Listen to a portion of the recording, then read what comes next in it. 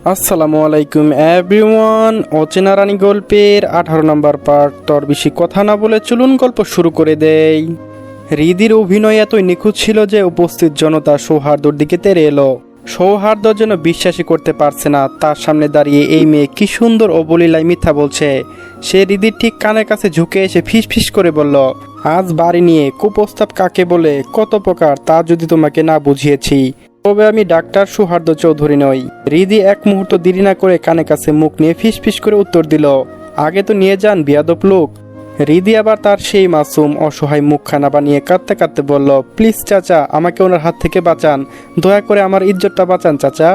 হৃদির এই নিষ্পলক অথচ করুণ চাহনি দেখে ভদ্রলোকটি প্রচণ্ড রাগে সৌহার্দ্যর দিকে তেড়ে এলেন। ওর হাত ছাড়ো বলছি, ভদ্রতার মুখোশ পরে এইসব নষ্টামি বড় লোকের ছেলে বলে যা খুশি তাই করতে পারবে।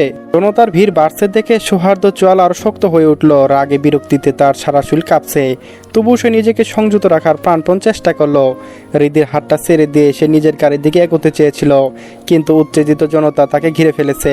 ঠিক সেই মুহূর্তে পুলিশের গাড়ির সাইলেন্ট শোনা গেল। ভিড় ঠেলে পুলিশের গাড়ির কাছে আসতেই লোকজন কিছুটা পিছু হটল।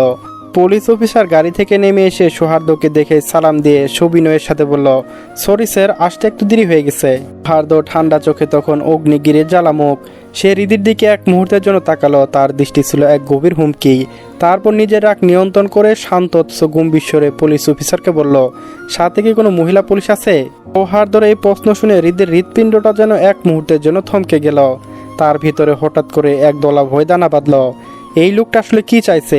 হৃদি যখন নিজের ভাবনার ভয়ের দুনাচলে অস্থির, ঠিক তখনই একজন মহিলা অফিসার এগিয়ে এলো। সৌহার্দ্য তার দিকে তাকিয়ে লিপিত গলায় বলল, ওটাকে সাবধানে পৌঁছে দিন, কোনো সমস্যা যেন না হয়, কথাটা মাথায় রাখবেন। নির্দেশ দিয়েই সৌহার্দ্য আর কোনো কথা না বলে নিজের গাড়ির দিকে এগিয়ে গেল। গাড়ির দরজা খোলার সময় তার পিঠের দিকে তাকিয়ে হৃদি বিড়বিড় করে রাগে ফুঁসতে লাগলো, তুই আমাকে কি ভেবেছিস অসভ্য ডাক্তার? ঘরে বউ মানবি না, আবার বাইরে এসে নাটক মারাবি। দিদির গালি আর রাগের মাঝে সেই মহিলা পুলিশ অফিসার খুব বিনয়ের সাথে তাকে সম্বোধন করলেন, চলুন ম্যাডাম, আপনাকে পৌঁছে দিচ্ছি। সন্ধ্যাটা অনেক আগে গড়িয়েছে, চারপাশ অন্ধকার হয়ে আসছে। এই নির্জন রাস্তায় একটা গাড়ির জন্য অপেক্ষা করাটা যে কতটা ঝুঁকিপূর্ণ হতে পারে তা হৃদি ভালো করে জানে। তাই আর কোনো কথা বাড়ালো না সে। পুলিশের গাড়ির দিকে পা বাড়িয়ে নিজের হার না মানা জেটটাকে আপাতত চাপা দিল হৃদি। হৃদি চলে যাওয়ার পর আড়াল থেকে ফারিস হাসতে হাসতে বেরিয়ে এলো। এতক্ষণ সে আড়ালে দাঁড়িয়ে সেই পুরোটা দৃশ্য উপভোগ করছিল। পুলিশ অনেক আগে এসেছিল, কিন্তু ফারিস ইচ্ছা করে তাদের পাঠায়নি। গম্ভীর দাপুটে ডক্টর সৌহার্দ্য চৌধুরীকে তার নিজের স্ত্রীর হাতে এমন নাজেহাল হতে দেখে সে যেন অসীম আনন্দ পাচ্ছিল, তা ভাষায় প্রকাশ করা কঠিন। পরিস্থিতি যখন চরম উত্তেজনার দিকে মোড় নিল, তখনই সে পুলিশকে পাঠাতে বাধ্য হলো। ফারিস ধীরে ধীরে সৌহার্দ্যর কাছে গিয়ে ঠোঁট টিপে হাসলো, তার চোখের কোনো দুষ্টুমির ঝিলিক। সে ব্যঙ্গ করে বলল, আমার তো ভেতর বাইরে শীতল হয়ে গেল ভাই, তোর এই দশা দেখে ভাবা যায়। ডক্টর সৌহার্দ্য চৌধুরী, যার ভয়ে পুরো মেডিকেল টিম ততস্থ থাকে, তাকে আজ তার পুষকে বউটা পাত্তাই দিচ্ছে না। সৌহার্দ্যর দিকে আর চোখে তাকিয়ে বলল, ভালোবাসিস? ফারিসের প্রশ্নে সৌহার্দ্যর চেহারা মুহূর্তে বিরক্তিতে ভরে উঠল। নাক মুখ কুচকে, চোখে মুখে বিরক্তি, এক চরম বহির্প্রকাশ ঘটিয়ে সে শীতল ও শান্ত সুরে বলল, নো, আই ডোন্ট লাভ হার। ফারিস এক মুহূর্ত সৌহার্দ্যর চোখের দিকে তাকিয়ে রইল, তারপর একদম সিরিয়াস ভঙ্গিতে বলল, ও আই সি, তাহলে একটা কাজ কর ভাই, দেরি করিস কেন, তাড়াতাড়ি ডিভোর্সটা দিয়ে দে, আমি ওকে বিয়ে করে নেব, তুই একদম চিন্তা করিস না। হৃদির দায়িত্ব আমি খুব ভালোভাবে। কথাটা শেষ করতে পারলো না ফারিস, তার আগে সৌহার্দ্য রক্তলাল চোখ জোড়া তার দিকে এমনভাবে তাকালো যে মুহূর্তের জন্য বাতাসের তাপমাত্রার জন্য বেড়ে গেল। কিন্তু ফারিস মুঠেও দমলো না। সে জানতো এখানে আর এক মুহূর্ত থাকা মানে বিপদ। সে দ্রুত গাড়ি থেকে যেতে যেতে পিছনে ফিরে চিৎকার করে বলল, বাচ্চাদের নাম কিন্তু তোকে ঠিক করে দিতে হবে, না হলে কিন্তু আমি একদম মানবো না। আমি কিন্তু একদম সিরিয়াস সৌহার্দ্য, ঘরের জিনিস ঘরে রাখা সুন্নত। বলে সে দ্রুত গাড়ি দরজা লাগিয়ে দিল। সৌহার্দ্য রাগে কুফে তখন ফুটছে।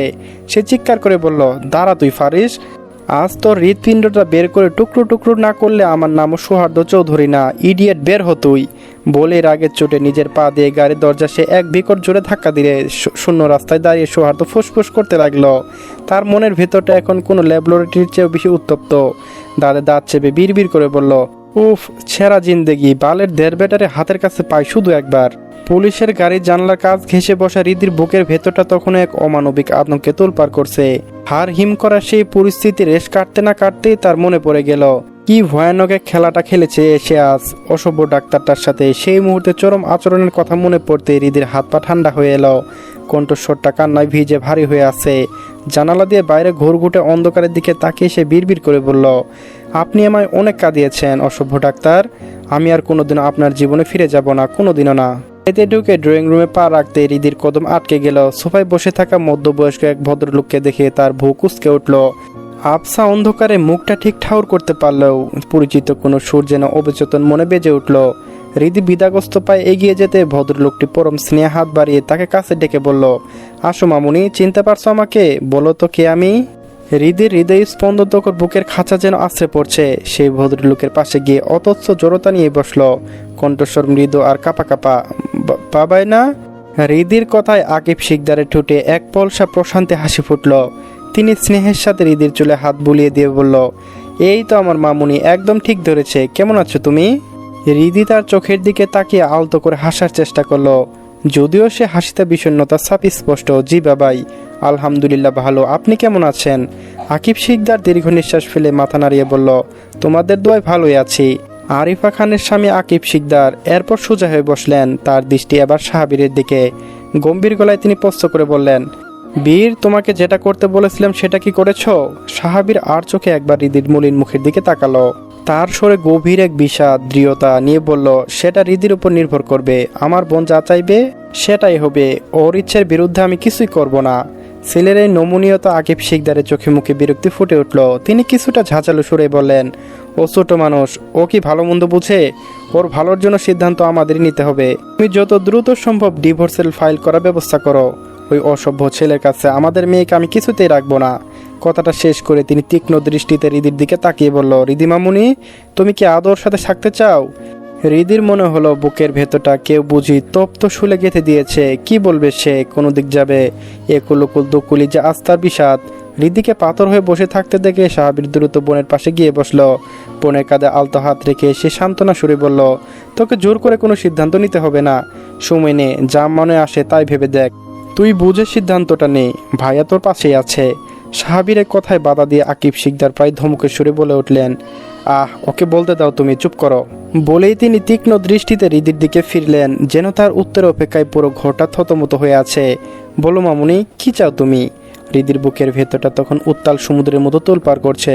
প্রতিটি শব্দ যেন একটি ভারী পাথর হয়ে তার কণ্ঠনালীতে আটকে যাচ্ছে। সে জানে না কি বলা উচিত, কিংবা কোন সত্যটা বললে এই দমবন্ধ পরিস্থিতি থেকে মুক্তি মিলবে। সে শুধু জানতো তার ভিতরে সব আবেগ মরে গেছে। নিস্তেশ্বরে কোনো রকমে আমতামতা করে সে বলল, আপনারা যা ভালো বোঝেন করেন। কথাটা শেষ করে সে আর দাঁড়ালো না। চোখের কোণে জমে থাকা এক ফোঁটা অশ্রু গড়িয়ে পড়ল গাল বেয়ে। কিন্তু সেদিকে কারো নজর যাওয়ার আগে হৃদির দ্রুত পা বাড়ালো নিজের রুমের দিকে। হৃদি সেখান থেকে বেরিয়ে যেতে আকিব শিকদার চেহারায় কঠোরতা ফুটে উঠল।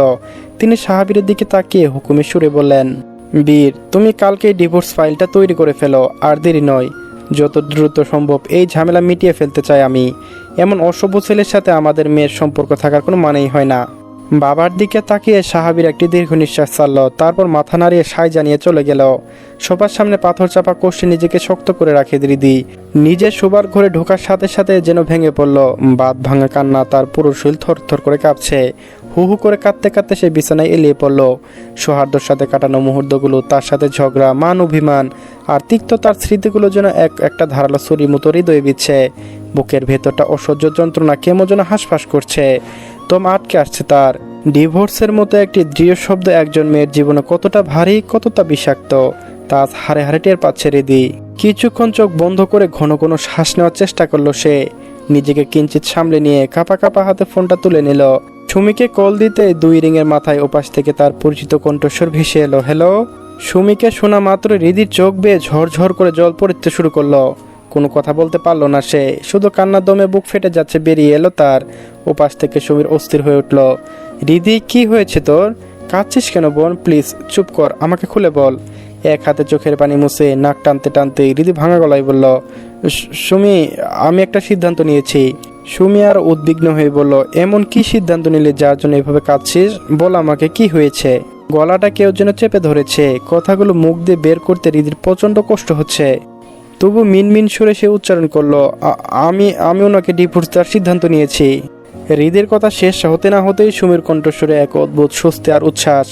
আলহামদুলিল্লাহ, আলহামদুলিল্লাহ হৃদি, এতদিনে জীবনের সেরা একটা সিদ্ধান্ত নিয়েছিস তুই। তুই একদম চিন্তা করিস না, আমি সাইমকে তোদের বাড়িতে সামনে পাঠাচ্ছি, তুই দেরি না করে জলদি চলে আয়। হৃদির মনে এখন এক বিশাল শূন্যতায় আচ্ছন্ন। সুমির কথার বিপরীতে কোনো প্রশ্ন করার শক্তি বা ইচ্ছা তার নেই। শুধু মনে হলো বান্ধবীদের সাথে থাকলে হয়তো এই বিষাদ দমবন্ধ পরিস্থিতি থেকে কিছুটা মুক্তি মিলবে। তাই ক্লান্ত কণ্ঠে শুধু সম্মতি জানালো। সায়েম যখন বাড়ির সামনে এসে ফোন দিল, হৃদি দ্রুত পোশাক বদলে আলগোছে ঘর থেকে বেরিয়ে এলো। যাওয়ার আগে একবার বাড়ির মানুষগুলো অন্তত জানিয়ে যেতে চেয়েছিল সে, কিন্তু কাউকে খুঁজে পেল না। আসলে সে মন দিয়ে খুঁজতে চায়নি।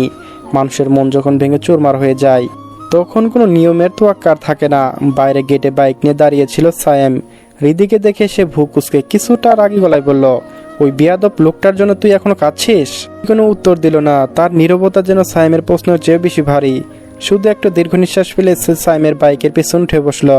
হৃদির ফ্যাকাশে মুখ আর চোখে ভেজা ভাব দেখে সাইম আর কোনো কথা বাড়ালো না। বাইক স্টার্ট দিতেই হৃদি ঝাপসা চোখে বাইরের দিকে তাকিয়ে রইল।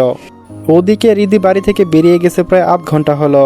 সন্ধ্যার স্নাহালয় আরিফা খান হৃদি রাতের খাবারের জন্য ডাকতেও তার রুমে গেল, কিন্তু দরজা ঠেলে ভেতরে পা রাখতেই তার পায়ের নিচে মাটি যেন সরে গেল। বিছানা খালি, ঘর নিঝুম, হৃদি কোথাও নেই। বুকটা ধুপ করে উঠল তার। কপালে চিন্তার ভাঁজ গভীর থেকে গভীরতর হলো। সারা বাড়ি চন্ন করে খুঁজলেন তিনি, কিন্তু হৃদয় কোনো চিহ্ন নেই। ভয়ের শীতল স্রোতে যেন তার শিরা দ্বারা বেয়ে নেমে এলো। কি করবেন, কি ঘটে গেল, কিছুই তার মাথায় কাজ করছে না। নিরুপায় হয়ে কাঁপা কাঁপা হাতে দ্রুত সাহাবীরকে ফোন লাগালেন তিনি।